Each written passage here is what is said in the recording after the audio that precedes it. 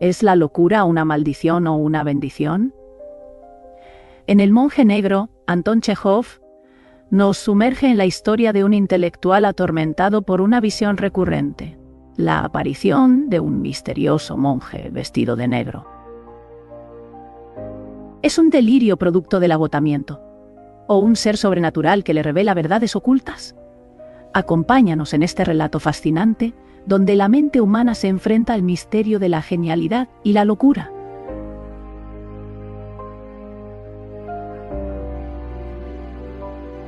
Capítulo 1. Andrei Vasilievich Kovrin, licenciado en filosofía, estaba agotado y tenía los nervios destrozados. No seguía ningún tratamiento, pero un día, ante una botella de vino, habló del tema con un amigo médico, quien le aconsejó pasar la primavera y el verano en el campo. Precisamente, había recibido una larga carta de Tania Pesotsky en la que le invitaba a pasar algunos días en Borisovka, y decidió que debía emprender ese viaje sin falta. En un principio, a comienzos de abril, se trasladó a su propiedad natal de Kovrinka, donde pasó 3 semanas en soledad. Luego, cuando los caminos se hicieron más transitables, se dirigió en su carruaje a casa de Pesotsky, su antiguo tutor y mentor, horticultor conocido en toda Rusia. Desde Kovrinka hasta Borisovka, donde vivían los Pesotsky, no habría más de 70 verstas. Viajar con ese tiempo primaveral en un confortable coche de ballestas que avanzaba por una buena carretera le pareció una verdadera delicia. La casa de los Pesotsky era una enorme construcción con columnas y leones, de los que se había desprendido el estuco, y un lacayo vestido de frac en la entrada. El viejo parque, sombrío y austero, arreglado al gusto inglés, se extendía durante casi una versta, hasta llegar al río, donde terminaba en una orilla arcillosa, escarpada y agreste, en la que crecían pinos con raíces a flor de tierna, semejantes a patas peludas. Abajo centelleaban las aguas solitarias, y los chorlitos pasaban piando de modo quejumbroso. En ese lugar reinaba siempre tal atmósfera que el visitante se sentía tentado de sentarse y escribir una balada. Cerca de la casa, en cambio, en el patio y en el huerto de árboles frutales que, junto con los semilleros, ocupaban un área de unas 30 desiatinas, el ambiente era alegre y jovial hasta con mal tiempo. Aquellas maravillosas rosas, azucenas y camelias, aquellos tulipanes de todos los colores imaginables, desde el blanco impoluto a un negro de hollín, y en general aquella exuberancia de flores de la propiedad de Pesotsky, Kovrin no los había visto en ninguna otra parte. La primavera estaba solo en sus comienzos, y el verdadero esplendor de los parterres se ocultaba aún en los invernaderos, pero las flores que despuntaban a lo largo de las alamedas, en algún que otro punto de los macizos, bastaban para sentirse, cuando se paseaba por el jardín, en un reino de tonalidades suaves, sobre todo en las primeras horas del día, cuando sobre cada pétalo centelleaba una gota de rocío. Lo que constituía la parte decorativa del jardín, y lo que el mismo Pesotsky llamaba con desprecio naderías, había causado antaño en Kovrin, cuando era niño, la impresión de un cuento de hada. ¡Cuántos prodigios! ¡Qué primorosas monstruosidades! ¡Qué parodias de la naturaleza! Había árboles frutales en espaldera, un peral que tenía forma de álamo piramidal, robles y tiros redondeados, un manzano que parecía una sombrilla, ciruelos que trazaban arcos, monogramas, candelabros y hasta la cifra de 1862, el año en que Pesotsky había empezado a ocuparse de la horticultura. Había también hermosos y esbeltos arbustos con el tronco enhiesto y robusto como el de las palmeras, en los que solo tras un examen detenido era posible reconocer un grosellero o un casis. Pero lo que más alegraba el jardín y le daba un aspecto más vital era su animación constante.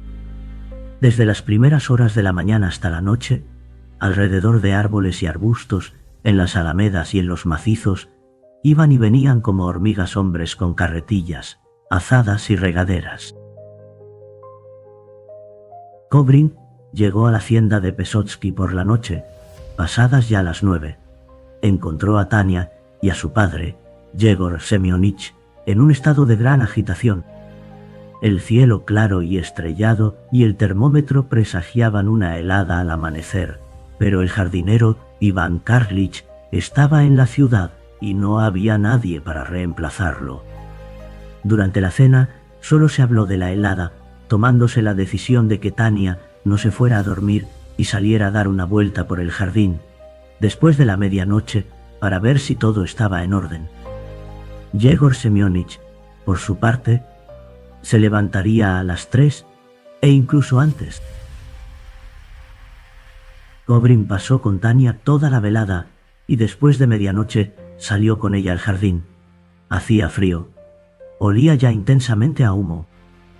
En el gran huerto de árboles frutales que recibía el nombre de comercial y reportaba a Yegor Semyonich todos los años varios miles de rublos de beneficio neto, flotaba junto a la tierra un humo negro, espeso, acre, que envolvía los árboles, protegiendo de la helada ese dinero.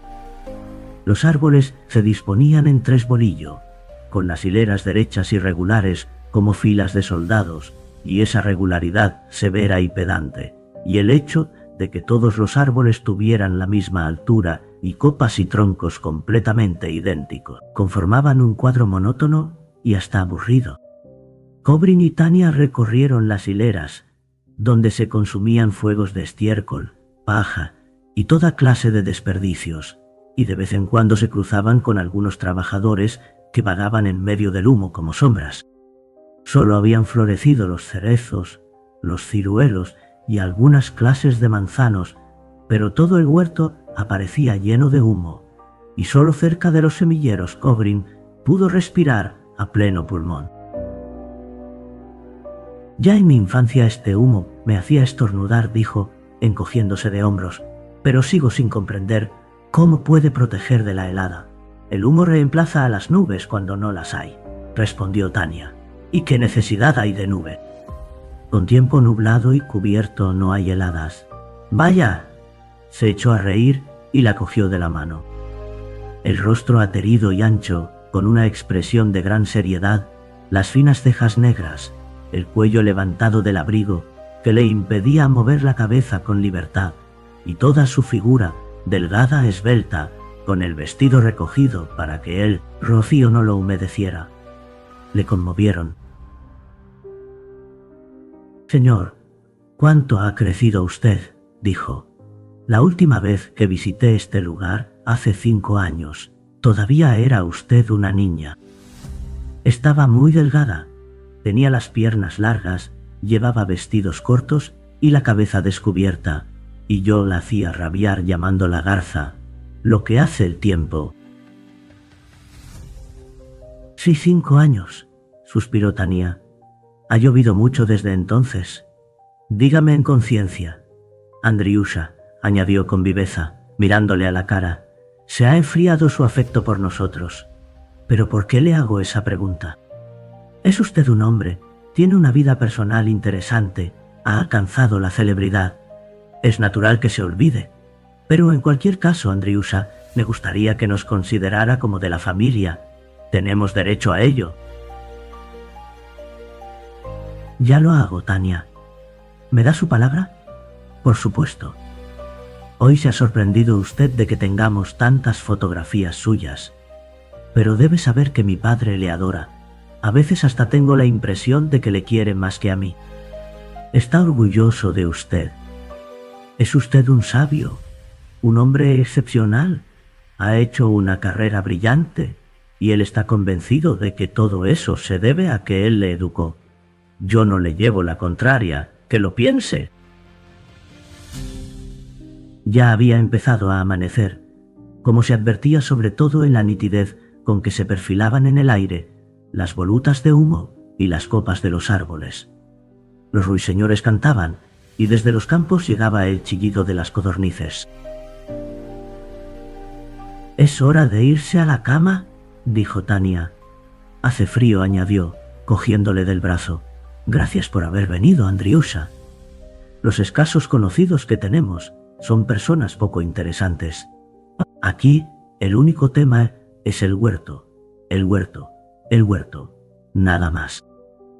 Troncos, tallos enumeró, echándose a reír, manzanas de Oporto, reinetas, árboles silvestres, injertos, acodos. Toda nuestra vida está consagrada al huerto, hasta el punto de que ya solo sueño con manzanas y peras.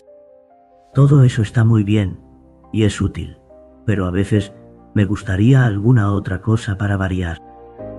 Recuerdo que, cuando nos visitaba o se quedaba a pasar las vacaciones, en la casa todo parecía más fresco y luminoso, como si hubieran quitado las fundas de los muebles y de las arañas. Yo era entonces una niña, pero me daba cuenta. Habló largo rato y con mucho sentimiento. A Kobrin se le pasó de pronto por la cabeza que en el transcurso del verano podía unirse a esa criatura menuda, débil y locuaz, dejarse seducir por ella y enamorarse. Nada más natural, dada la situación de ambos. Ese pensamiento le conmovió y le divirtió. Se inclinó hacia ese rostro atractivo e inquieto y se puso a cantar en voz baja. «Oniegin, no voy a ocultarte que amo locamente a Tatiana». Cuando llegaron a casa, Yegor Semyonich ya se había levantado. Kobrin no tenía ganas de dormir, de modo que se quedó charlando con el anciano y volvió con él al jardín. Yegor Semyonich era alto de estatura, ancho de hombros, panzudo, y padecía asma, a pesar de lo cual caminaba tan deprisa que apenas se le podía seguir. Tenía siempre un aire de enorme preocupación e iba de un lado a otro sin parar, convencido de que si se retrasaba, aunque fuera un solo minuto, todo se echaría a perder. «Fíjate qué historia, amigo», empezó, deteniéndose para recobrar el aliento. «En la superficie de la Tierra, como ves, está helando, pero si colocamos el termómetro unos 4 metros más arriba, en la punta del bastón, el aire está templado. ¿Por qué?». «La verdad es que no lo sé», dijo Kobrin, echándose a reír. No se puede saber todo, claro está. Por muy grande que sea tu cabeza, no hay sitio en ella para todo. Te interesas sobre todo por la filosofía, ¿no es así?». «Sí, doy un curso de psicología y en general me ocupo de la filosofía. ¿Y no te aburre?». «Al contrario, solo vivo para eso». «Bueno, que Dios sea loado», dijo Yegor Semyonich, acariciándose con aire pensativo las patillas grises. «Que Dios sea loado. Me alegro mucho por ti. Mucho, amigo». De pronto aguzó el oído y con una expresión terrible salió corriendo y desapareció detrás de los árboles, entre las nubes de humo. «¿Quién ha atado este caballo al manzano?», se le oyó gritar con una voz desesperada, que partía el corazón. «¿Quién es el canalla y miserable que se ha atrevido a atar un caballo al manzano? Dios mío, qué ruina, qué abominación, qué profanación, qué infamia. El huerto está destruido, el huerto está perdido. ¡Dios mío!». Cuando regresó junto a Kobrin, parecía extenuado, ultrajado. «¿Qué hacer con esta maldita gente?», dijo con voz llorosa abriendo los brazos. «Stepka trajo anoche un carro de estiércol y ha dejado el caballo atado a un manzano. Ha apretado tanto las riendas, el muy canalla, que la corteza se ha levantado en 3 sitios. Fíjese, se lo digo, y se queda plantado como un poste sin dejar de parpadear. Ahorcarle sería poco». Una vez tranquilizado, abrazó a Kobrin y le besó en la mejilla. «Bueno, que Dios sea loado, que Dios sea loado», farfulló. «Me alegro mucho de que hayas venido. Me alegro muchísimo. Gracias». Luego, con el mismo paso apresurado y ese aire de preocupación, recorrió todo el jardín y enseñó a su antiguo pupilo todos los invernaderos, las estufas, los cobertizos para los trasplantes y 2 colmenas, a las que consideraba la maravilla del siglo. Mientras caminaban, salió el sol, alumbrando con fuerza el jardín. El ambiente era tibio. Se anunciaba un día luminoso, alegre y prolongado. Kobrin recordó que solo estaban a comienzos de mayo y que aún quedaba por delante todo el verano, igualmente luminoso, alegre y prolongado, y de pronto en su pecho se despertó aquel sentimiento jovial y juvenil que le embargaba de niño, cuando recorría ese mismo jardín. En ese momento abrazó también al anciano y lo besó con ternura. Ambos, conmovidos, entraron en la casa y se pusieron a beber té en unas viejas tazas de porcelana, acompañado de nata fresca y bizcochos. Esos pequeños detalles le recordaron de nuevo su infancia y su juventud. El presente era maravilloso, y las impresiones del pasado que renacían en su recuerdo se fundían con él. Las imágenes se apretujaban en su cabeza, dejándole una sensación de bienestar. Esperó a que Tania se despertara, tomó café con ella, paseó, luego se retiró a su habitación y se puso a trabajar. Leía con atención, tomaba notas y de vez en cuando levantaba la vista para contemplar el panorama que se divisaba a través de la ventana abierta o los jarrones con flores frescas, aún húmedas de rocío, colocados sobre la mesa, y de nuevo bajaba los ojos sobre el libro. Tenía la impresión de que cada fibra de su cuerpo temblaba y vibraba de alegría. Capítulo 2. En el campo siguió llevando la misma vida tensa y agitada que en la ciudad. Leía y escribía mucho, estudiaba italiano y cuando paseaba pensaba con placer en que pronto se pondría de nuevo a trabajar. Dormía tan poco que todos se sorprendían. Si por causalidad durante el día se quedaba traspuesto media hora, luego no pegaba ojo en toda la noche. Pero después de esas vigilias se sentía alegre y animado. Hablaba mucho, bebía vino y fumaba cigarros caros. Casi todos los días venían a la hacienda de Pesotsky señoritas de la vecindad, que junto con Tania interpretaban melodías al piano y cantaban. A veces les visitaba a un joven vecino que tocaba muy bien el violín. Kobrin escuchaba con avidez la música y el canto y quedaba tan fatigado que los párpados se le cerraban y la cabeza se le inclinaba sobre el hombro. Un día, después del té de la tarde, estaba sentado en el balcón, leyendo. En ese momento, en el salón, Tania, soprano, una de las señoritas, contralto, y el joven del violín ensayaban la célebre serenata de Braga. Kobrin escuchaba las palabras. Las jóvenes cantaban en ruso y no alcanzaba a entender su significado. Entonces, dejando a un lado el libro, aguzó el oído hasta que las comprendió. Una muchacha de imaginación enfermiza oía por la noche en el jardín unos sonidos misteriosos, hasta tal punto hermosos y extraños que sólo podían ser una armonía sagrada, incomprensible para nosotros, simples mortales, y que por tanto volvía volando al cielo. A Kobrin empezaban a cerrársele los ojos. Se puso en pie y, presa del agotamiento, dio unos pasos por la sala y luego por el salón. Cuando la canción se interrumpió, cogió a Tania por el brazo y salió con ella al balcón. Llevo todo el día de hoy, desde primera hora de la mañana, dándole vueltas a una leyenda, exclamó. No recuerdo si la he leído o si se la he oído contar a alguien, pero se trata de una leyenda extraña y peregrina. Para empezar, no se distingue por su claridad. Hace 1000 años un monje vestido de negro caminaba por un desierto en algún lugar de Siria o de Arabia. A varias millas de ese paraje, unos pescadores vieron a otro monje negro que avanzaba con pasos lentos por la superficie del lago.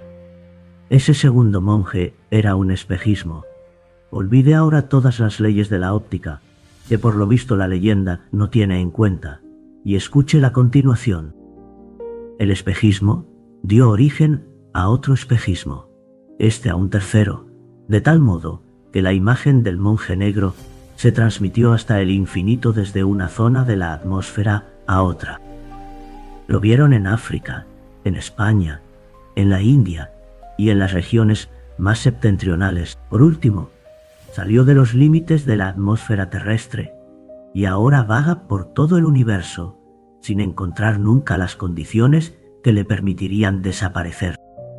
Quizá en estos momentos sea visible en Marte o en alguna estrella de la Cruz del Sur.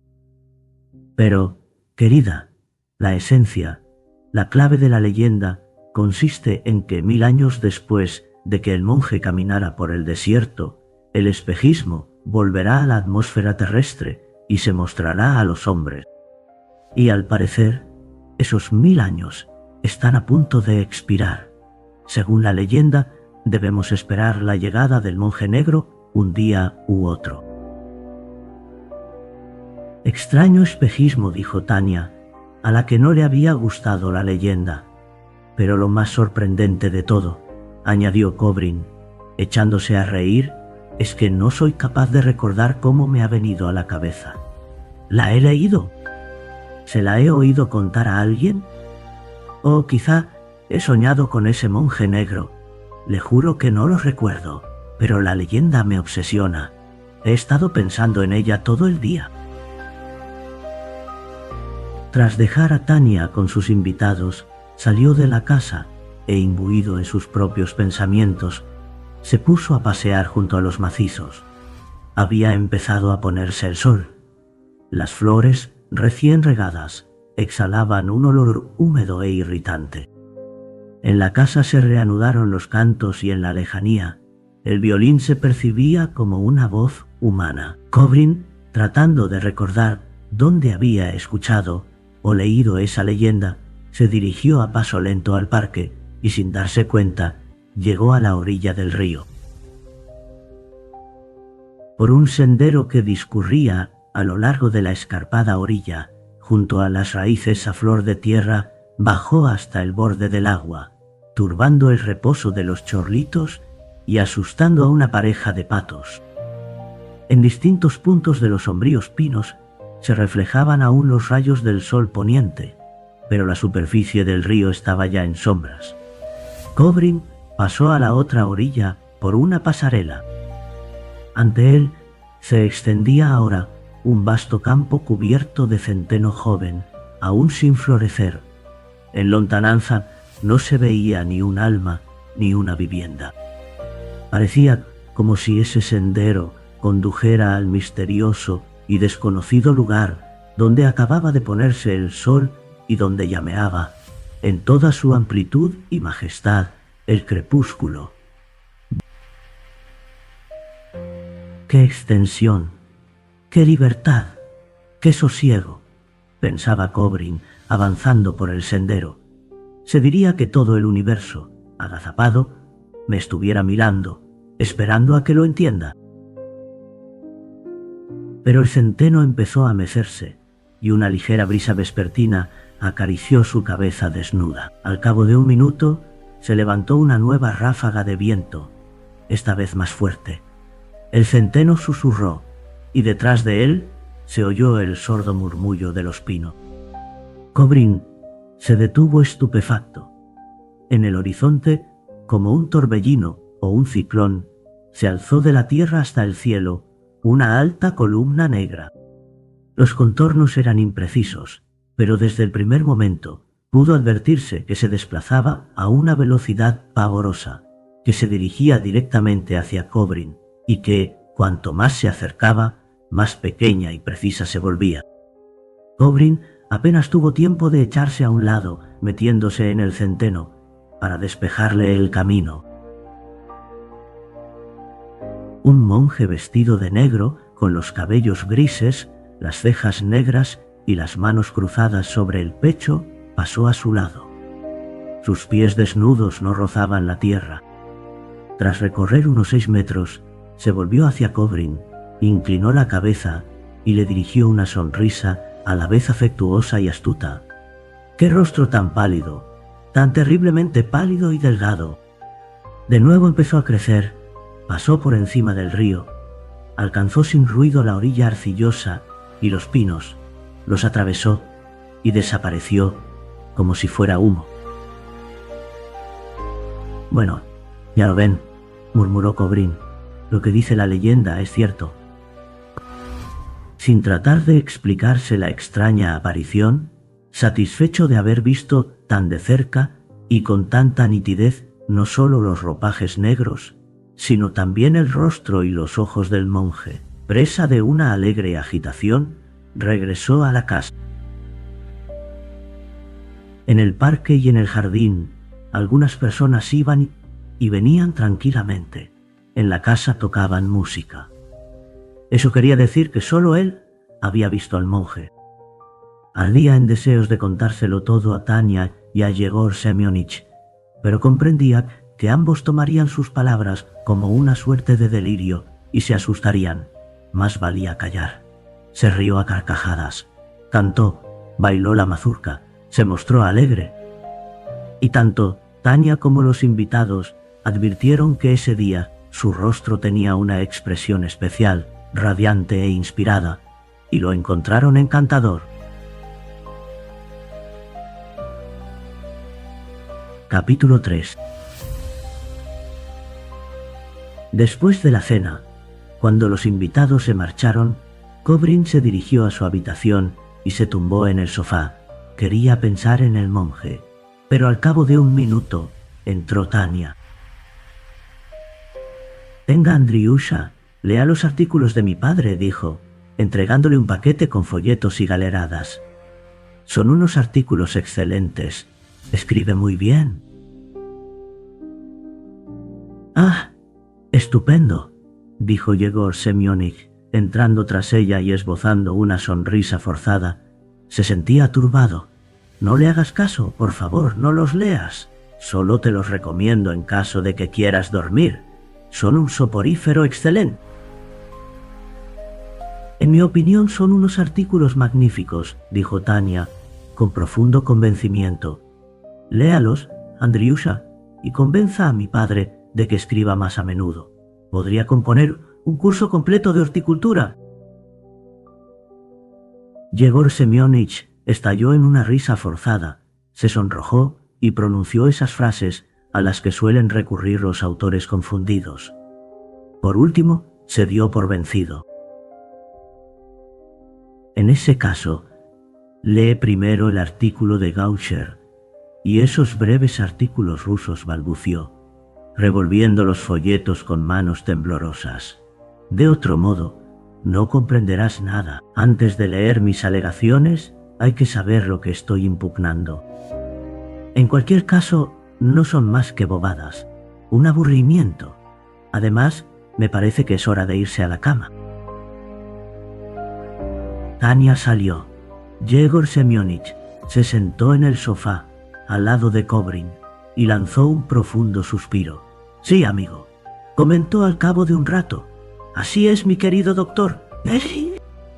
Escribo artículos, tomo parte en exposiciones, recibo medallas. Pesotsky, dicen, recoge manzanas del tamaño de una cabeza. Ha hecho una fortuna con el huerto. En una palabra, rico y glorioso es Kochubey. Pero te preguntarás, ¿para qué vale todo esto? No cabe duda de que el jardín es muy hermoso, un modelo en su género.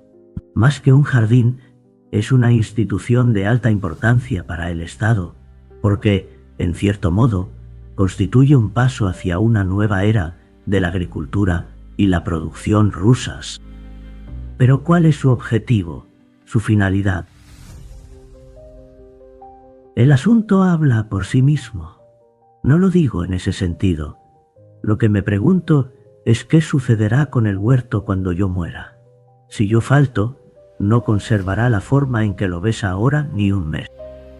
El secreto del éxito no reside en su gran tamaño, ni en los numerosos obreros que se ocupan de él, sino en el cariño con que desempeño mis tareas, ¿comprendes? Creo que lo amo más que a mí mismo. Mírame, soy yo quien lo hace todo. Trabajo de la mañana a la noche. Yo mismo hago todos los injertos, la poda, las plantaciones, todo. Cuando me ayudan, siento celos y me enfado hasta volverme grosero. Todo el secreto reside en el amor, es decir, en la mirada vigilante del amo, en las manos del amo. Si voy de visita a algún sitio, al cabo de una hora, mi corazón se altera y se acongoja. Tengo miedo de que le suceda algo al jardín. Cuando yo muera, ¿quién lo cuidará? ¿Quién se ocupará de las tareas? ¿El capataz? ¿Los trabajadores? Fíjate en lo que te digo, querido amigo. En nuestra labor, el principal enemigo no es la liebre, ni el abejorro, ni la helada, sino la mano extraña. ¿Y Tania?, preguntó Kobrin en medio de las risas. No es posible que sea más perjudicial que una liebre. ¿Le gusta el trabajo y lo entiende? Sí, le gusta y lo entiende. Si después de mi muerte se queda con el jardín y se ocupa de él, no se puede desear nada mejor. Pero, ¿y si se casa? Dios no lo quiera, murmuró Yegor Semyonich, mirando con temor a Kobrin. Ese es el problema. Se casará, tendrá hijos y ya no pensará en el jardín. Lo que más temo es que se case con un hombre ávido de dinero que arriende el jardín a los mercaderes. Todo se iría al diablo el primer año. En nuestro oficio, las mujeres son el flagelo de Dios. Yegor Semyonich suspiró y guardó silencio durante un rato. Es posible que sea egoísmo, pero te lo diré francamente. No quiero que Tania se case. ¡Me da miedo! Ahora viene por aquí un pisaverde que rasca el violín. Sé que Tania no se casará con él. Lo sé muy bien, pero no puedo verlo. En general, amigo, soy bastante raro. Lo reconozco. Yegor Semyonich se levantó y se puso a pasear muy agitado por la habitación. Parecía evidente que quería decir algo muy importante, pero no se decidía. Te tengo un enorme cariño y voy a hablarte con total franqueza, dijo por fin, metiéndose las manos en los bolsillos. Ciertas cuestiones delicadas prefiero abordarlas con sencillez y sin tapujos. No puedo soportar los llamados pensamientos ocultos. Te lo diré claramente. Eres la única persona con la que no me asustaría que se casara mi hija. Eres un hombre inteligente, de gran corazón y no dejarías que mi querida obra se perdiera. Pero la razón principal es que te quiero como a un hijo. Y estoy orgulloso de ti. Si entre Tania y tú llegara a surgir una historia de amor, me sentiría muy contento y hasta feliz. Te lo digo con total franqueza, sin rodeos, como un hombre honrado. Kobrin se echó a reír. Yegor Semyonich abrió la puerta para salir, pero se detuvo en el umbral. Si Tania y tú tuvierais un hijo, haría de él un horticultor, dijo, con aire pensativo.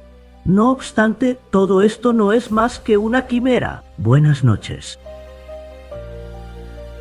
Cuando se quedó solo, Kobrin se acomodó mejor y se puso a leer los artículos. Uno de ellos llevaba el siguiente encabezamiento: sobre los cultivos intermedios. Otro: algunas palabras sobre las observaciones de Z relativas a la preparación del suelo para un nuevo jardín. Un tercero: más razones sobre el injerto de yemas inactivas, y todo por el estilo. Pero qué tono tan inquieto y desigual, qué fervor tan impetuoso, casi enfermizo. Había, por ejemplo, un artículo con un título inofensivo y un tema intrascendente: la manzana rusa de San Antonio. Pero Yegor Semyonich empezaba con las palabras audiatur altera pars y terminaba con sapientis ad. Entre esas dos sentencias corría un torrente de cáusticas palabras dirigidas contra la ignorante sabiduría de nuestros horticultores patentados que contemplan la naturaleza desde lo alto de sus cátedras, o contra el señor Gaucher, que debe su éxito a los profanos y a los diletantes. A continuación, sin venir a cuento, lamentaba con palabras poco sinceras y afectadas que ya no se pudiera azotar a los campesinos que robaban la fruta y destrozaban los árboles. Es un oficio bonito, agradable y sano, pero que comporta sus pasiones y sus guerras, pensó Cobrin. Por lo visto, en todas partes y en todas las profesiones, las personas con ideas son nerviosas y se distinguen por una sensibilidad exacerbada. Probablemente así debe ser. Se acordó de Tania, a la que tanto gustaban los artículos de Yegor Semyonich. Era de baja estatura, pálida y tan delgada que se le veían las clavículas. Sus ojos, muy abiertos, oscuros e inteligentes, miraban no se sabía dónde y buscaban no se sabía qué.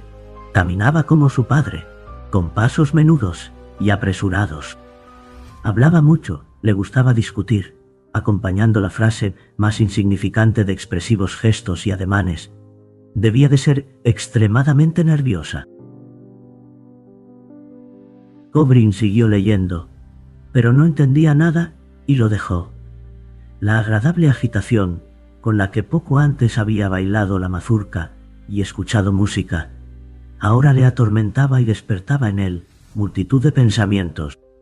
Se levantó y empezó a caminar por la habitación, pensando en el monje negro.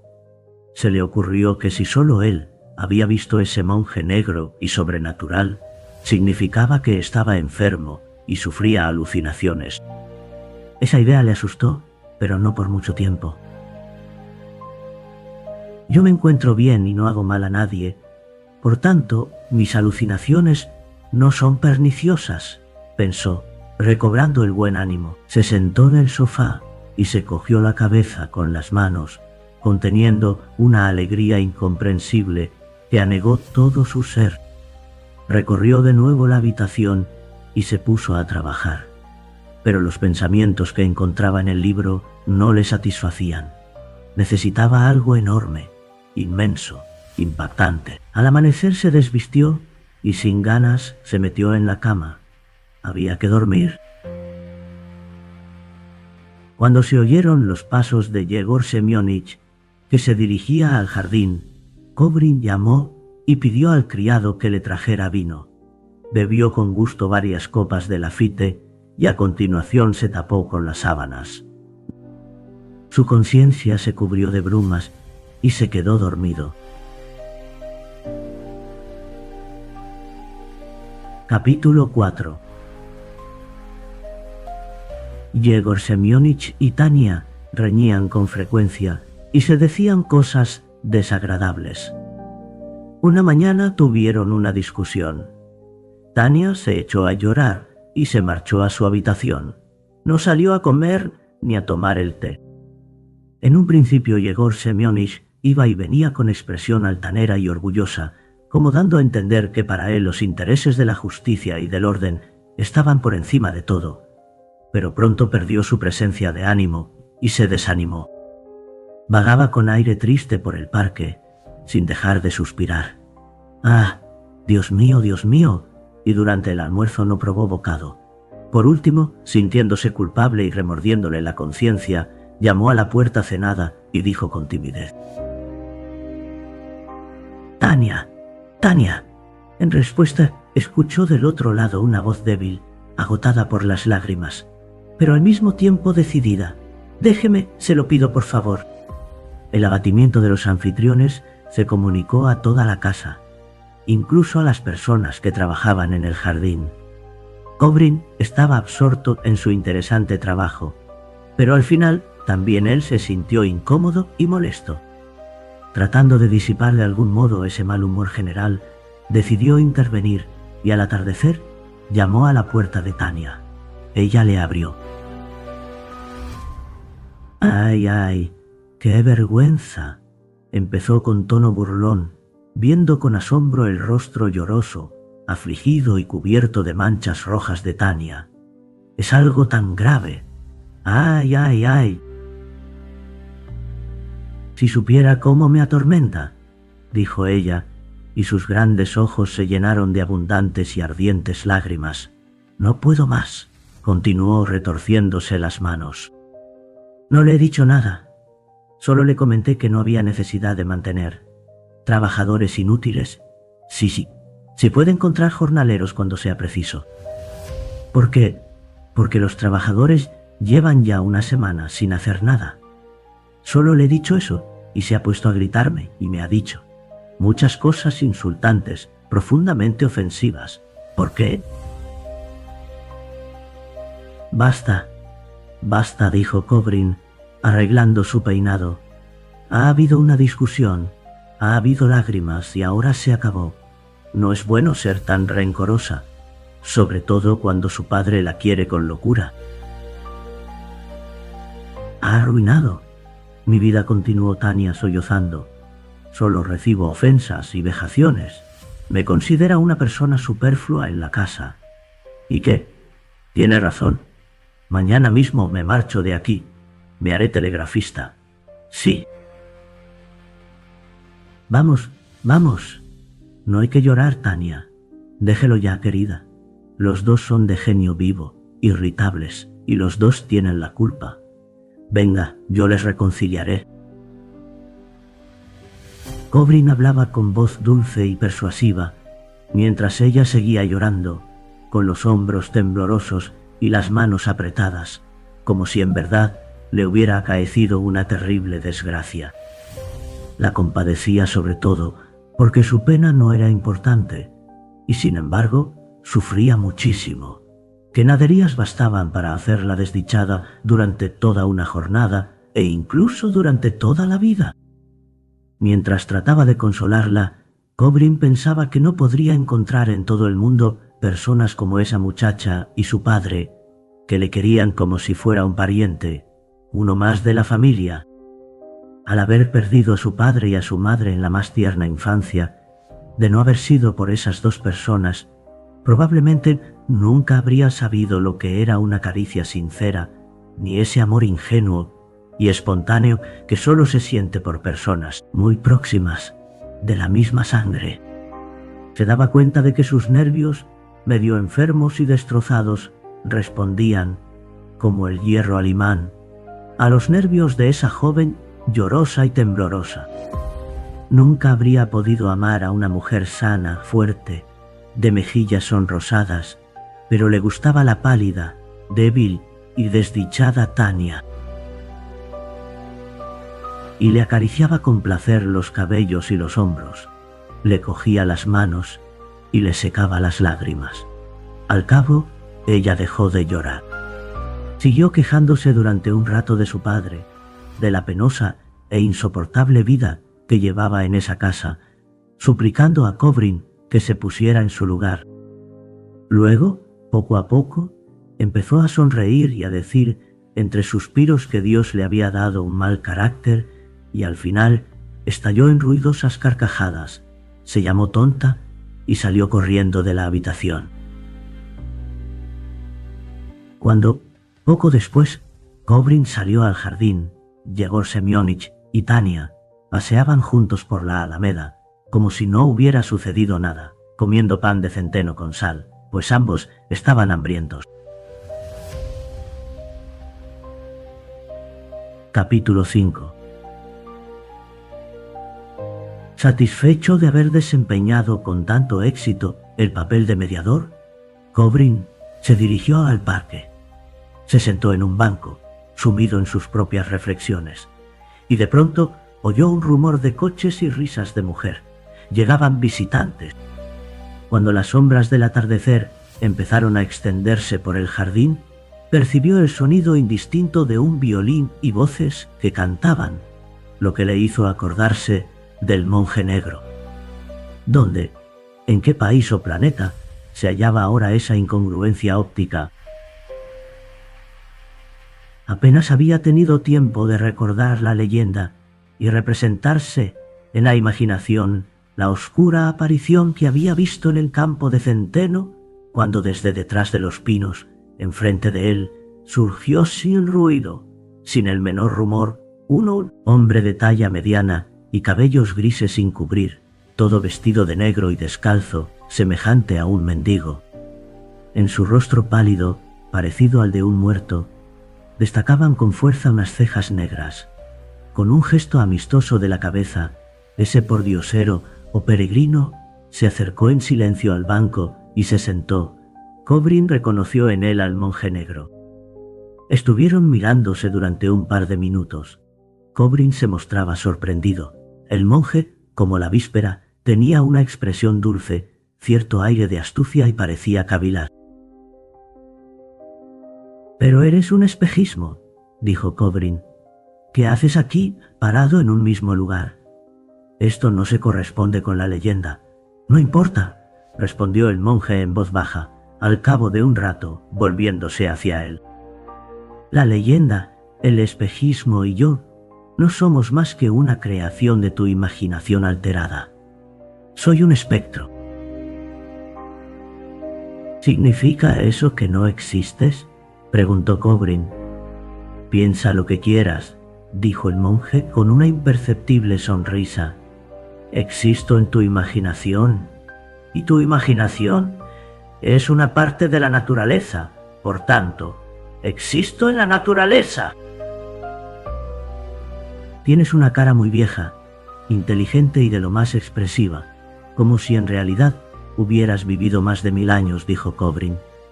«No sabía que mi imaginación fuera capaz de crear tales fenómenos. Pero ¿por qué me miras con semejante entusiasmo? ¿Te gusto?» «Sí, eres de los pocos a los que en justicia se puede llamar elegidos de Dios. Sirves a la verdad eterna. Tus pensamientos, tus aspiraciones, tu sorprendente saber y toda tu vida llevan una marca divina, celeste, ya que están consagrados a la razón y a la belleza, es decir, a lo que es eterno». «Has pronunciado la expresión verdad eterna, pero ¿acaso la verdad eterna es accesible y necesaria a los hombres si no hay vida eterna?» «Hay vida eterna», dijo el monje. «¿Crees en la inmortalidad del hombre?» «Sí, claro.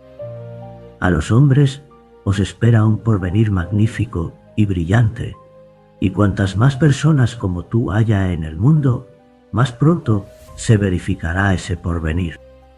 Sin vosotros, servidores del principio supremo, que lleváis una vida consciente y libre, la humanidad no sería nada. Si se desarrolla siguiendo el orden natural, tendrá que esperar durante mucho tiempo el final de su historia terrestre.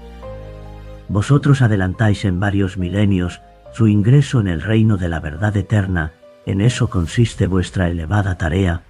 Vosotros encarnáis la bendición que Dios ha derramado sobre los hombres». «¿Y cuál es el fin de la vida eterna?», preguntó Kobrin. «Como el de toda vida, el placer. El verdadero placer consiste en el conocimiento, y la vida eterna ofrece fuentes de conocimiento incontables e inagotables. Por eso se dice: en la casa de mi padre hay muchas moradas».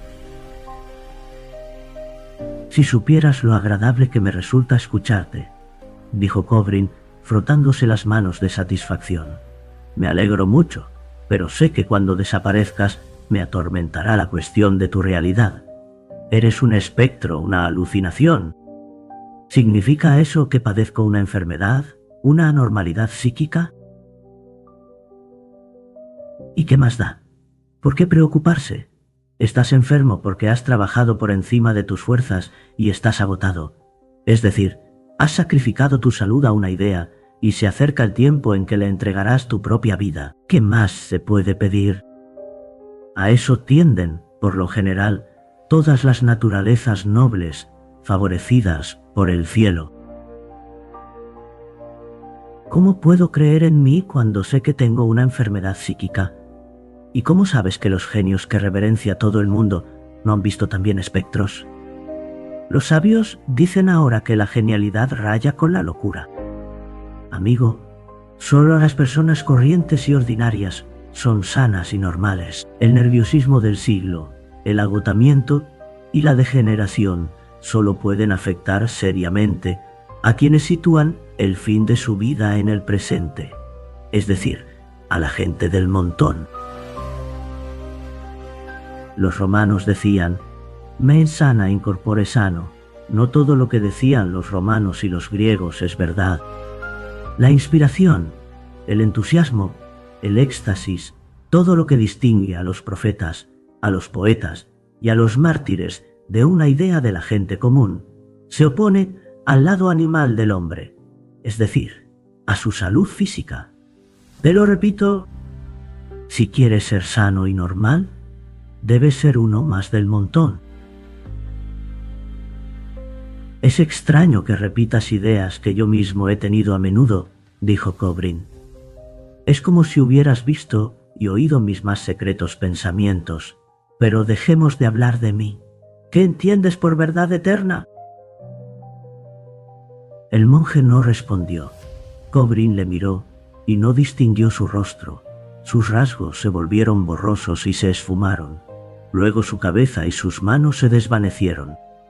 Su cuerpo se fundió con el banco y las sombras del atardecer, y toda su figura desapareció. La alucinación ha terminado, dijo Kobrin, echándose a reír. ¡Qué pena! Regresó a la casa alegre y feliz. Lo poco que le había dicho el monje negro halagaba no solo su amor propio, sino toda su alma, todo su ser. Contarse entre los elegidos, servir a la verdad eterna, estar entre aquellos que adelantaban en miles de años la entrada de la humanidad en el reino de Dios, es decir, que la liberaban de varios miles de años de luchas, pecados y sufrimientos, sacrificarlo todo a una idea: la juventud, las fuerzas, la salud y estar dispuesto a morir por el bien común. ¡Qué destino tan excelso y dichoso! Repasó su pasado, su vida pura, casta, laboriosa, recordó lo que él mismo había aprendido y lo que había enseñado a los otros, y llegó a la conclusión de que no había exageración en las palabras del monje.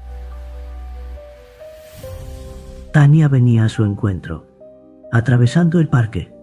Se había cambiado de vestido. «¿Está usted aquí?», dijo. «Le hemos buscado por todas partes». «¿Pero qué le pasa?», exclamó sorprendida, mirando su rostro radiante y sus ojos llenos de lágrimas.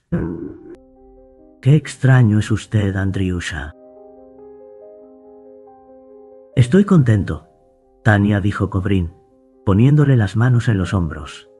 «Más que contento, estoy feliz. Tania, mi querida Tania, estoy contento, muy contento». Le besó apasionadamente las manos y continuó. «Acabo de vivir unos instantes luminosos, maravillosos, sobrenaturales, pero no puedo contárselo todo porque me consideraría loco o no me creería. Hablemos de usted, querida, adorable Tania. La amo y me he acostumbrado a amarla. Su proximidad, nuestras decenas de encuentros diarios, se han convertido en una necesidad para mi alma. No sé cómo voy a pasarme sin usted cuando me vaya de aquí». «¡Ah!», exclamó Tania, echándose a reír. «Al cabo de 2 días nos habrá olvidado. Nosotros somos gente corriente y usted es un gran hombre». «No, hablemos en serio», dijo él. «La llevaré conmigo, Tania. ¿Está de acuerdo? ¿Vendrá conmigo?» «¿Quiere ser mía?» «Vaya», dijo Tania, y de nuevo trató de reír, pero no pudo. Su rostro se cubrió de manchas rojas.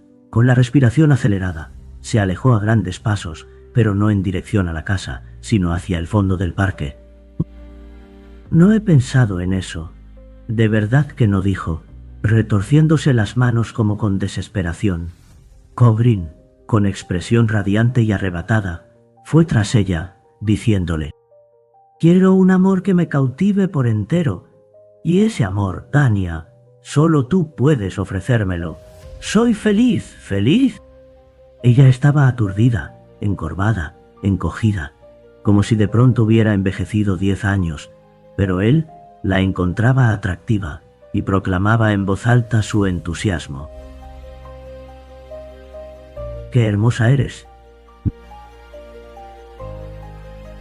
Capítulo 6. Tras enterarse por boca de Kobrin de que no solo se había producido una historia de amor, sino de que también habría boda, Yegor Semyonich pasó largo rato dando vueltas de un rincón a otro, tratando de ocultar su agitación.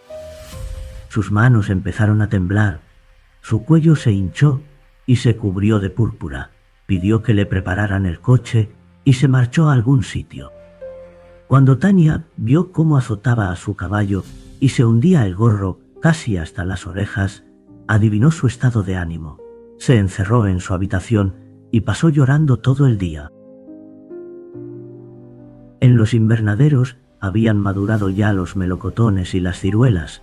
El embalaje y expedición a Moscú de esa carga delicada y caprichosa exigía grandes atenciones, trabajo y cuidados. Debido a lo caluroso y seco del verano, habían tenido que regar cada árbol, lo que había llevado mucho tiempo y ocupado a muchos trabajadores. Luego habían aparecido multitud de orugas, que tanto los obreros como Yegor Semyonich y Tania aplastaban directamente con los dedos, con gran repugnancia de Kobrin. Además, había que encargar ya las frutas y árboles para el otoño y atender a una copiosa correspondencia. Y en el momento de mayor ajetreo, cuando nadie parecía tener un solo minuto libre, empezaron las labores del campo, que dejaron el huerto con menos de la mitad de sus trabajadores. Y Yegor Semyonich, con la piel muy atezada, extenuado, malhumorado, galopaba del huerto a los campos, gritando que estaba destrozado y que se pegaría un tiro en la frente. A todo eso hay que añadir las gestiones de la dote, a la que los Pesotsky concedían no poca importancia. El rumor de las tijeras, el ruido de las máquinas de coser, el tufo de las planchas y los caprichos de la modista, mujer nerviosa y susceptible, hacían que a todos los habitantes de la casa les diera vueltas la cabeza. Y como hecho a propósito, cada día venían visitas a las que había que entretener, alimentar e incluso procurar alojamiento para pasar la noche. Pero todos esos esfuerzos pasaron inadvertidos, como envueltos en niebla. Tania tenía la impresión de que el amor y la felicidad le habían llegado de improviso, aunque desde los 14 años estaba convencida, sin saber bien por qué, de que Kobrin se casaría con ella.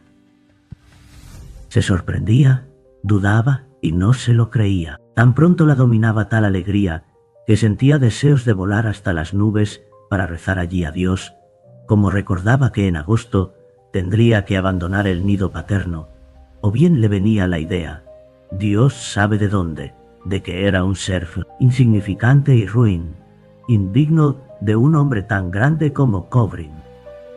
En tales momentos se retiraba a su habitación, se encerraba con llave y lloraba con amargura varias horas. Cuando tenían invitados, le parecía que Kobrin era sumamente atractivo, que todas las mujeres estaban enamoradas de él y la envidiaban.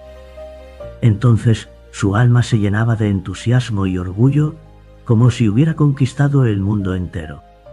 Pero bastaba que Kobrin dirigiera una sonrisa amable a alguna señorita para que ella temblara de celos, se marchara a su habitación y se echara de nuevo a llorar. Esas nuevas sensaciones la ocupaban por completo. Ayudaba a su padre maquinalmente, sin prestar atención a los melocotones, ni a las orugas, ni a los obreros, ni a la rapidez con que pasaba el tiempo. Yegor Semyonich estaba casi en el mismo estado. Trabajaba de la mañana a la noche, siempre se dirigía con prisas a algún sitio, se salía de sus casillas, se irritaba, pero todo ello como en medio de un sueño encantado. Parecía como si hubiera en él dos hombres distintos. Uno, el verdadero Yegor Semyonich, que al escuchar cómo el jardinero Iván Karlich le informaba de algún desorden, se encolerizaba y se arrancaba los cabellos de desesperación.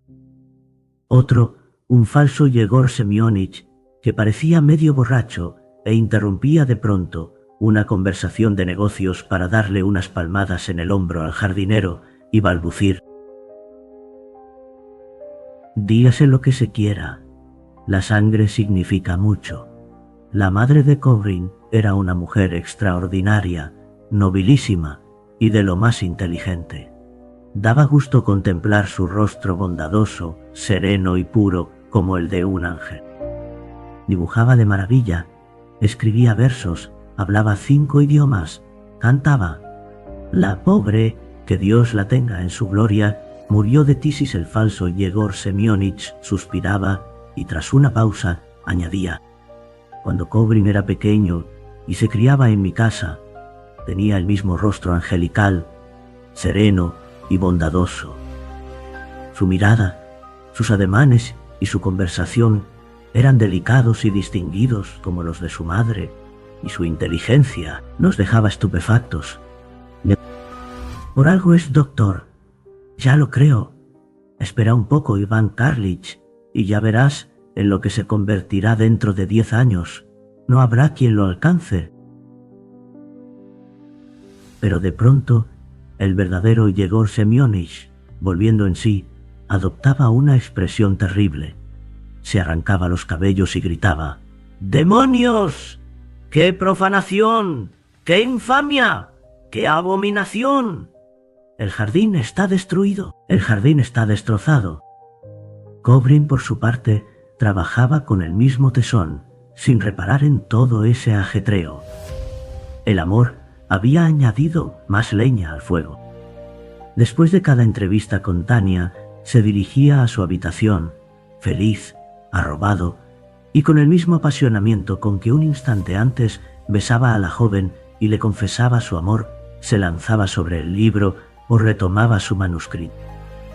Todo lo que le había dicho el monje negro sobre los elegidos de Dios, la verdad eterna, el brillante porvenir de la humanidad, etc., daba a su trabajo un significado particular y extraordinario, y llenaba su alma de orgullo y de la conciencia de su propio valor.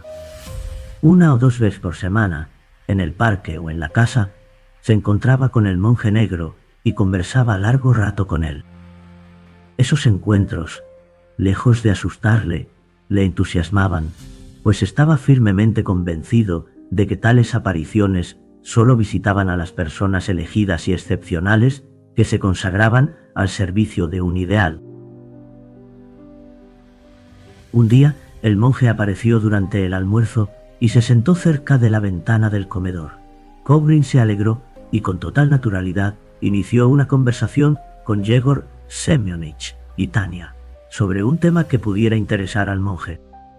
El huésped negro escuchaba y movía la cabeza con aire amable, mientras Yegor Semyonich y Tania también escuchaban y sonreían alegremente, sin sospechar que Cobrin no hablaba con ellos, sino con su propia alucinación.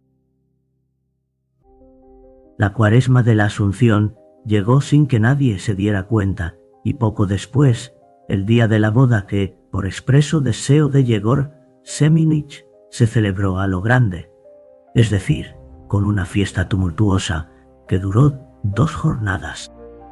Comieron y bebieron por valor de unos 3.000 rublos, pero la pésima orquesta, los ruidosos brindis, el trajín de los criados, el barullo y las estrecheces no permitieron apreciar los vinos caros y los extraordinarios aperitivos encargados en Moscú.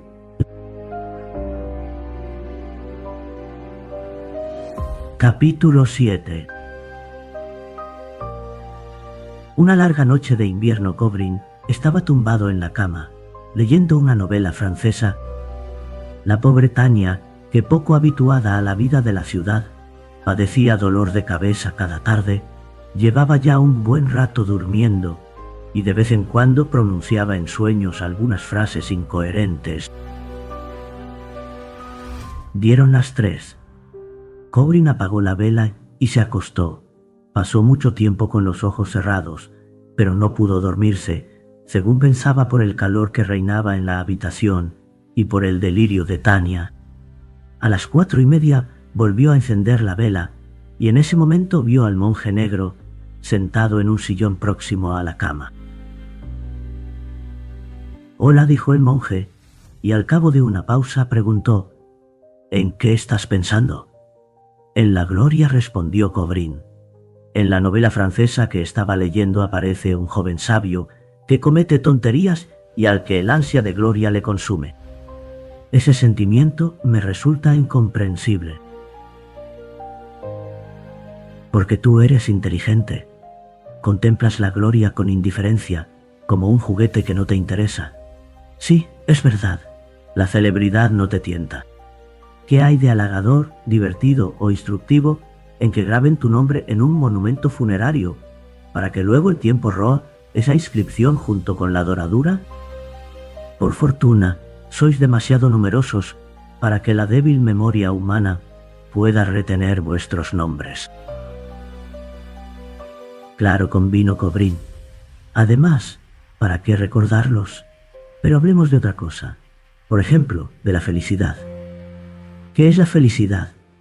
Cuando dieron las 5, se sentó en la cama, con los pies colgando, y dijo, dirigiéndose al monje: en los tiempos antiguos, un hombre feliz terminó por asustarse de su propia felicidad tan grande era, y, para reconciliarse con los dioses, les ofreció en sacrificio su sortija preferida. ¿Lo sabías? Yo, como Polícrates, empiezo a asustarme un poco de mi felicidad. Me parece extraño que de la mañana a la noche me domine la alegría, que ésta negue todo mi ser y apague todos mis demás sentimientos. Desconozco la pena, la tristeza o el aburrimiento. No duermo. Paso las noches en blanco, pero no me aburro. Te lo digo en serio, empiezo a desconfiar.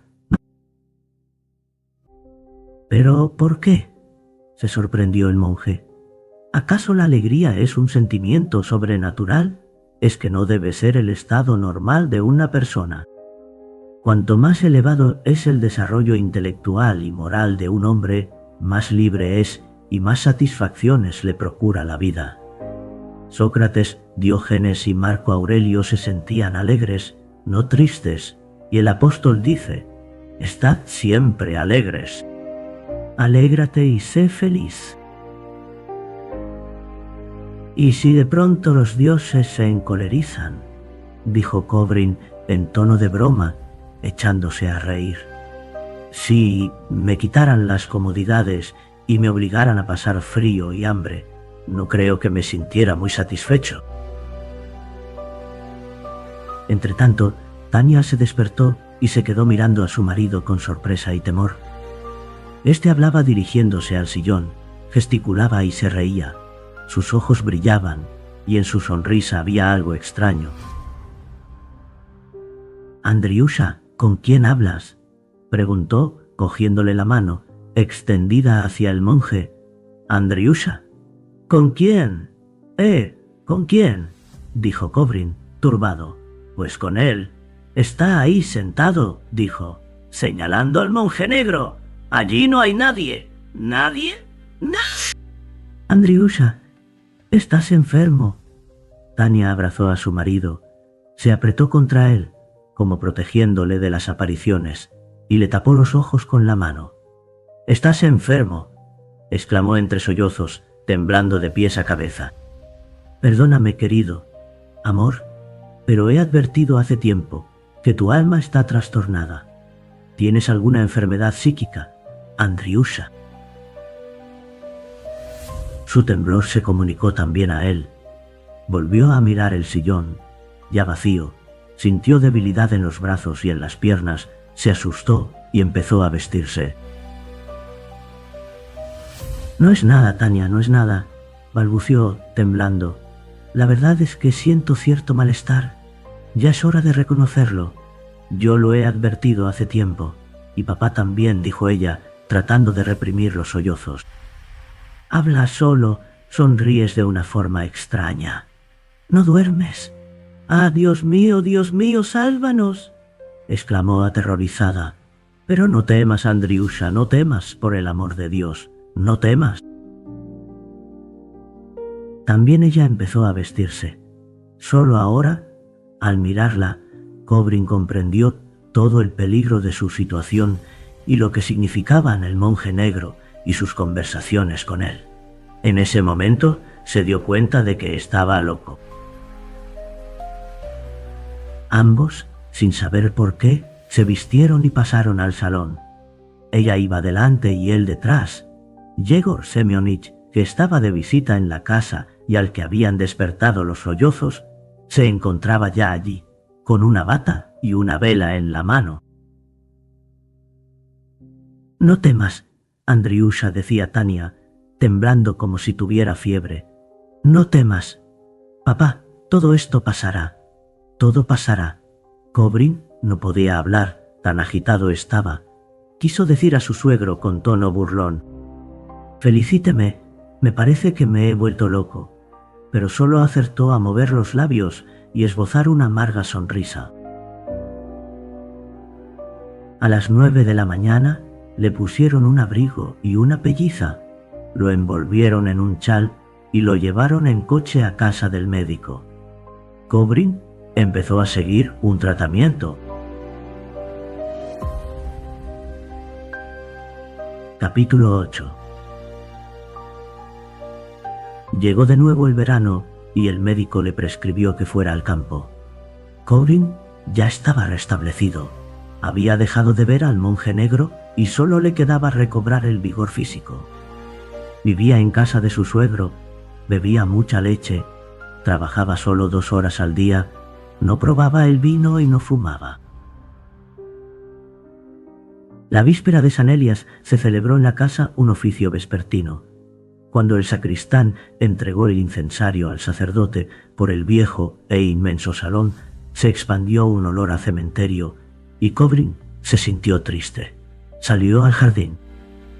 Sin prestar atención a las magníficas flores, paseó por el lugar, se sentó en un banco y luego dio una vuelta por el parque. Al llegar al río, bajó hasta la orilla y se quedó allí pensativo, contemplando las aguas. Los sombríos pinos con raíces de terciopelo, que el año anterior lo habían visto tan joven, alegre y animado, ya no murmuraban y se alzaban inmóviles y mudos, como si no le reconocieran. En realidad, se había afeitado la barba, ya no lucía largos y hermosos cabellos, su paso era inseguro y en relación con el verano anterior, su rostro se había vuelto más grueso y pálido. Cruzó a la otra orilla por la pasarela. Allí, donde el año pasado había centeno, se sucedían ahora hileras de avena segada. El sol ya se había puesto y un intenso resplandor rojizo iluminaba el horizonte, presagiando viento para el día siguiente. Todo estaba en calma. Kobrin se quedó mirando el lugar donde el año anterior el monje negro había aparecido por vez primera, y así pasó unos 20 minutos, hasta que la tonalidad del crepúsculo empezó a cubrirse de sombras. Cuando volvió a la casa, indolente y descontento, el oficio ya había terminado. Yegor Semyonich y Tania, sentados en los peldaños de la terraza, bebían té. Estaban conversando, pero al ver a Kobrin se callaron. Por la expresión de sus rostros, el enfermo dedujo que hablaban de él. «Me parece que es hora de que tomes la leche», le dijo Tania a su marido. «No, aún no», respondió éste, sentándose en el peldaño más bajo. «Bébela tú, a mí no me apetece». Tania intercambió con su padre una mirada llena de inquietud y dijo con voz culpable: «¿Sabes que la leche te hace bien?» «Sí, mucho bien», dijo Kobrin entre risas. «Les felicito». «Desde el viernes he engordado 1 libra». Se apretó con fuerza la cabeza con las manos y comentó con pesar: «¿Por qué? ¿Por qué me curan ustedes? Preparados de bromuro, ociosidad, baños calientes, vigilancia, temores pusilánimes de cada bocado que tomo y cada paso que doy. Todo eso acabará por convertirme en un idiota». Había perdido la razón, tenía manía de grandeza, pero al menos me sentía contento, animoso e incluso feliz. Era una persona interesante y original. Ahora me he vuelto más razonable y reposado, pero soy como todo el mundo. Una medianía y la vida me aburre. Ah, qué crueles han sido ustedes conmigo. Tenía alucinaciones, pero ¿a quién molestaba? A ustedes se lo pregunto, ¿a quién molestaba? Dios sabe lo que dices, suspiró Yegor Semyonich. Se aburre uno solo de oírte, pues que no me oiga. La presencia de otras personas, sobre todo de Yegor Semyonich, irritaba a Kobrin. Le contestaba con sequedad, frialdad e incluso rudeza, y siempre le miraba con ironía y odio.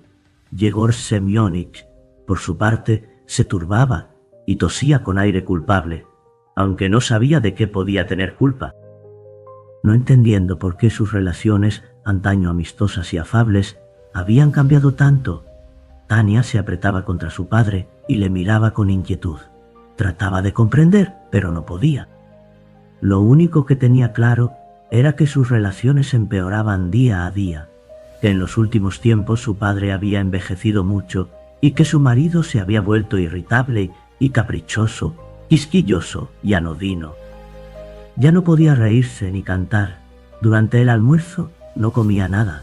Pasaba noches enteras sin dormir, esperando algo terrible, y estaba tan extenuada que un día sufrió un desvanecimiento que duró de la mañana a la tarde. Durante el oficio le había parecido que su padre lloraba, y ahora que estaban los tres sentados en la terraza, tenía que hacer un esfuerzo para no pensar en ello. Por suerte para Buda, Mahoma o Shakespeare, no tuvieron familiares bondadosos y médicos que les curaran de su éxtasis e inspiración, dijo Kobrin. Si Mahoma hubiera tomado bromuro de potasio para curar sus nervios, hubiera trabajado solo 2 horas al día y hubiera bebido leche, ese hombre notable habría dejado tan poca huella como su perro. Los doctores y los familiares bondadosos terminarán por conseguir que la humanidad se embote, la mediocridad pase por genialidad y la civilización perezca. Si supieran ustedes lo agradecido que les estoy, añadió con enfado.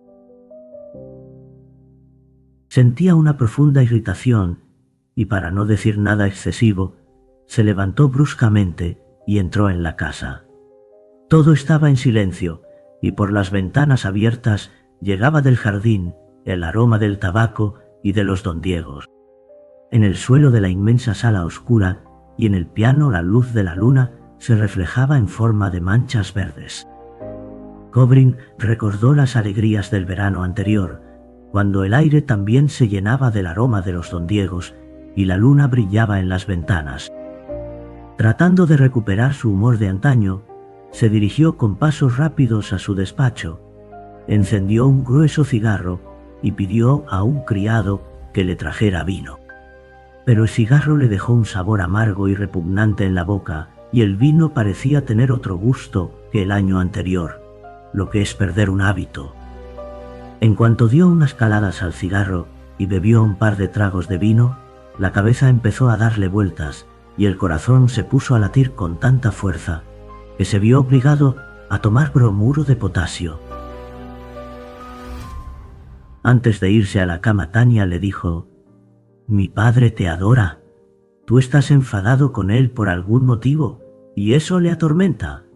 Miole, envejece de día en día, de hora en hora.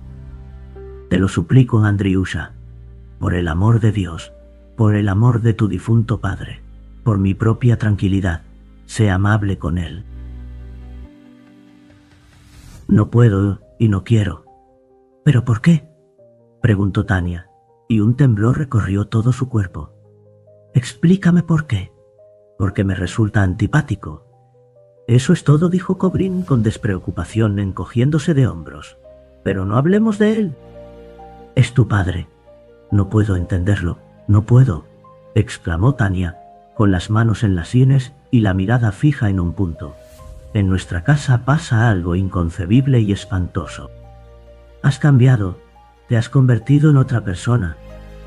Eres un hombre inteligente y excepcional, pero te irritas por tonterías, te entrometes en discusiones sin importancia, te agitas por tales fruslerías, que uno llega a preguntarse si de verdad eres tú. Bueno, no te enfades, continuó, asustándose de sus propias palabras y besándole las manos. Eres inteligente, bondadoso, noble. Debes ser justo con mi padre. Es tan bueno. Más que bueno, es un buenazo. Esos personajes de vodevil, del tipo de tu padre, con sus rostros bondadosos y saciados, su hospitalidad proverbial y sus chifladuras, antaño me conmovían y me hacían reír en los relatos, en las historietas y en la vida. Ahora, en cambio, me repugnan. Son egoístas, hasta la médula. Lo que más me asquea es su aspecto cebado y su optimismo visceral, propio de un buey o de un jabalí. Tania se sentó en la cama y apoyó la cabeza en la almohada. Esto es una tortura, dijo, y en su voz se percibía que había llegado al colmo de la fatiga y apenas podía hablar. Ni un instante de reposo desde el invierno. Esto es terrible, Dios mío. ¡Qué sufrimiento! Sí, claro, yo soy Herodes y tu papaíto, y tú unos inocentes. Claro, su rostro le pareció a Tania feo y desagradable. Esa expresión de odio e ironía no le sentaba bien. Ya antes había advertido que a su cara le faltaba algo, como si hubiese cambiado desde que se cortó el pelo. Quiso decirle algo ofensivo, pero al punto comprendió que se estaba dejando llevar por un sentimiento malsano. Se asustó y salió del dormitorio. Capítulo 9. Kobrin fue nombrado titular de una cátedra. Se colgaron anuncios en los pasillos de la universidad anunciando la lección inaugural para el 2 de diciembre. Pero ese día, Kobrin mandó un telegrama al director de estudios informándole de que una enfermedad le impedía presentarse. Sangraba por la garganta. Escupía sangre y un par de veces al mes sufría una fuerte hemorragia. En esas ocasiones se sentía extremadamente débil y se hundía en un estado de sopor. Esa enfermedad no le asustaba de manera especial, pues sabía que su madre había vivido con ella 10 años y aún más. Además, los médicos le aseguraban que no era peligrosa, aconsejándole tan solo que controlara las emociones, llevara una vida tranquila y hablara menos. En enero la lección fue suspendida de nuevo por idéntica razón, y en febrero ya era demasiado tarde para empezar el curso. Tuvieron que aplazarlo para el año siguiente. Ya no vivía con Tania, sino con otra mujer, 2 años mayor que él, que le cuidaba como si fuera un niño. Su estado de ánimo era pacífico y sereno. Obedecía de buena gana, y cuando Bárbara Nikolaevna, así se llamaba su amiga, decidió llevarlo a Crimea, se mostró de acuerdo, aunque no esperaba ningún resultado de ese viaje. Llegaron a Sebastopol por la tarde y decidieron descansar en un hotel y continuar hasta Yalta al día siguiente. Ambos estaban fatigados del viaje. Bárbara Nikolaevna tomó té, se tumbó en la cama y no tardó en quedarse dormida. Pero Kobrin no se acostó. 1 hora antes de salir para la estación, había recibido una carta de Tania y no se había decidido a abrirla. La llevaba en un bolsillo lateral y su solo recuerdo le producía una sensación desagradable. En el fondo de su alma consideraba que su matrimonio con Tania había sido un error. Se alegraba de haberse separado definitivamente de ella, y la imagen de esa mujer que había terminado por convertirse en un despojo humano, y en la que todo parecía muerto, excepto sus grandes e inteligentes ojos que miraban con fijeza, solo despertaba en él pena y desprecio de sí mismo. Punto. La letra del sobre le recordó lo injusto y cruel que había sido 2 años antes, y el modo en que había vengado en personas que no tenían culpa de nada, el vacío de su alma, su hastío, su soledad y su descontento de la vida. En ese sentido, recordó que una vez rompió en 1000 pedazos su tesis doctoral y todos los artículos escritos durante la enfermedad, y que los trozos de papel que había arrojado por la ventana fueron llevados por el viento y quedaron prendidos en las ramas y las flores. En cada línea había visto pretensiones extrañas, sin ningún fundamento, un ímpetu irreflexivo, insolencia, manía de grandeza, una descripción de sus propios defectos. Cuando desgarró el último cuaderno y arrojó los fragmentos por la ventana, por alguna razón sintió de pronto irritación y amargura. Se dirigió entonces a la habitación de su mujer y le lanzó toda suerte de improperios. Dios mío, cómo la había atormentado. Una vez, para hacerla sufrir, le dijo que en su historia de amor su padre había desempeñado un papel indecoroso, pues le había pedido que se casara con ella. Yegor Semyonich, que había escuchado por casualidad esas palabras, entró en la habitación y, presa de la desesperación, no fue capaz de pronunciar un solo vocablo, limitándose a patalear y a emitir mugidos extraños, como si hubiera perdido la facultad del habla, mientras Tania, al ver a su padre, había lanzado un grito desgarrador y se había desvanecido. Fue horrible. La visión de esa letra conocida le trajo a la memoria esos recuerdos. Kobrin salió al balcón. El viento estaba en calma. La temperatura era tibia, olía a mar. La maravillosa bahía reflejaba la luna y las luces de la ciudad y tenía un color difícil de definir. Era una delicada y suave combinación de azul y verde. En algunos puntos el agua tenía la tonalidad del vitriolo y en otros la luz de la luna parecía haberse condensado, sustituyendo al agua. Y en general, qué armonía de colores, qué sensación de paz, de sosiego, de grandeza. En el piso inferior, debajo del balcón, las ventanas debían de estar abiertas, porque se oían con toda claridad voces y risas de mujer. Por lo visto, se celebraba una velada. Kobrin hizo un esfuerzo, rasgó el sobre y, volviendo a la habitación, empezó a leer. «Mi padre acaba de morir. Es a ti a quien se lo debo, pues tú lo has matado. Nuestro huerto agoniza y ahora se ocupan de él personas extrañas. Es decir, que ha sucedido lo que más temía mi pobre padre. Eso también te lo debo a ti. Te odio con toda mi alma y deseo que mueras pronto. ¡Ah, qué sufrimiento! Un dolor insoportable me consume. Maldito seas. Te tenía por un hombre excepcional, por un genio. Te amaba, pero no eres más que un loco». Incapaz de seguir leyendo, Kobrin rompió la carta y arrojó los pedazos. Le dominaba una inquietud próxima al miedo. Al otro lado del biombo dormía Varvara Nikolayevna. Oía su respiración. Del piso inferior llegaban voces y risas de mujer, pero él tenía la sensación de que era la única criatura viva que había en el hotel. Le horrorizaba que la desdichada Tania, consumida por el dolor, le hubiera maldecido en su carta y hubiera deseado su muerte. Dirigía miradas furtivas a la puerta, como si temiera que esa fuerza desconocida, que 2 años antes había causado tantos desastres en su vida y en las de sus deudos, entrara en la habitación y volviera a adueñarse de él. Sabía por experiencia que cuando los nervios se desbocan, el mejor remedio es trabajar. Había que sentarse a la mesa y obligarse a concentrarse en alguna idea, por mucho que costara. Sacó de su cartera roja un cuaderno en el que había esbozado un resumen de un pequeño trabajo de compilación en el que pensaba ocuparse si se aburría en Crimea. Se sentó a la mesa y examinó ese compendio.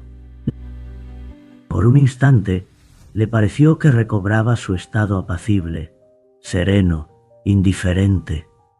El cuaderno le llevó a reflexionar incluso sobre la vanidad del mundo. Pensaba en lo mucho que exige la vida por los bienes insignificantes y extremadamente vulgares que ofrece al hombre. Por ejemplo, para obtener una cátedra a los 40 años, ser un simple profesor, exponer con voz desganada, aburrida y enojosa pensamientos de lo más corrientes y además ajenos. En definitiva, para alcanzar una situación de erudito mediocre, Kobrin había tenido que estudiar durante 15 años, trabajar día y noche, vencer una grave enfermedad psíquica, superar un matrimonio desgraciado y cometer todo tipo de estupideces e injusticias de las que le hubiera gustado olvidarse. Kobrin tenía ahora plena conciencia de que era una medianía, pero no le costó reconciliarse con esa realidad, pues en su opinión, todo hombre debe estar satisfecho con lo que es. En resumen, se había calmado del todo, pero los blancos fragmentos de la carta, esparcidos por el suelo, le impedían concentrarse. Se levantó, recogió los trozos de papel y los arrojó por la ventana, pero una ligera brisa marina que soplaba del mar los desperdigó por el alféizar. De nuevo le dominó una inquietud próxima al miedo y le pareció que era el único ser vivo del hotel. Salió al balcón. La veía como si estuviera viva. Le miraba con sus innumerables ojos azules, celestes, turquesas y rojizos, atrayéndolo. En realidad, el ambiente era caluroso, sofocante, y habría sido agradable darse un baño. De pronto, en la planta inferior, bajo el balcón, sonó un violín y dos delicadas voces femeninas se pusieron a cantar. Conocía esa canción. Una muchacha con la imaginación enfermiza oía por la noche en el jardín unos sonidos misteriosos y se imaginaba que era una armonía sagrada, incomprensible para los mortales. Kobrin contuvo la respiración. El corazón se le encogió y una alegría maravillosa y dulce, olvidada desde hacía tiempo, estremeció su pecho. Una columna negra y alta, semejante a un torbellino o un ciclón, apareció en la otra orilla. Con aterradora velocidad, atravesó la bahía en dirección al hotel, haciéndose cada vez más pequeña y oscura. Kobrin apenas tuvo tiempo de hacerse a un lado para despejarle el camino. Un monje con la cabeza descubierta, cabellos grises y cejas negras, descalzo, con las manos cruzadas sobre el pecho, pasó a su lado y se detuvo en medio de la habitación. «¿Por qué no me creíste?», preguntó en tono de reproche, mirando a Kobrin con ternura. «Si me hubieses escuchado entonces, cuando te decía que eras un genio, no habrías pasado 2 años de tanto dolor y mediocridad». Kobrin, de nuevo convencido de que era un genio, un elegido de Dios, recordó con viveza sus anteriores conversaciones con el monje negro e hizo intención de decir algo, pero en ese momento de su garganta brotó un chorro de sangre que cayó directamente sobre su pecho. Sin saber qué hacer, se llevó las manos al pecho y las mangas se mancharon de sangre. Quiso llamar a Bárbara Nikolayevna, que dormía al otro lado del biombo, hizo un esfuerzo y exclamó: «Tania». Cayó al suelo y, levantándose sobre las manos, volvió a llamar. «Tania». Llamaba a Tania, al gran jardín con flores magníficas, salpicadas de rocío.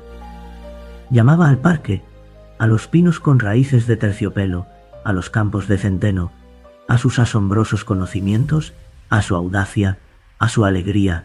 Llamaba a aquella vida de antaño tan hermosa. En el suelo, junto a su cara, veía un gran charco de sangre. La debilidad le impedía ya pronunciar palabra, pero una felicidad inefable e infinita embargaba todo su ser. En la planta inferior, bajo el balcón, interpretaban una serenata y el monje negro le susurraba que era un genio y que moría solamente porque su débil cuerpo humano había perdido el equilibrio y ya no podía servir de envoltorio a un genio. Cuando Bárbara Nikolayevna se despertó y salió de detrás del biombo, Kobrin ya había muerto. En su rostro se había petrificado una sonrisa de felicidad.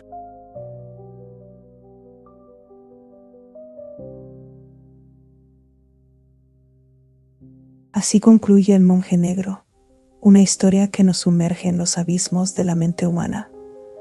A través de su protagonista, Chejov nos hace cuestionar la delgada línea entre la genialidad y la locura, entre la iluminación y la obsesión. ¿Es el monje negro una simple alucinación o una manifestación de verdades que solo unos pocos pueden comprender? El relato nos deja con una inquietante reflexión. A veces, la realidad más perturbadora no es la que habita en lo sobrenatural, sino la que acecha dentro de nosotros mismos. Si esta historia te ha atrapado, suscríbete y sigue explorando con nosotros la profundidad de la literatura universal, donde cada relato es un espejo de la condición humana.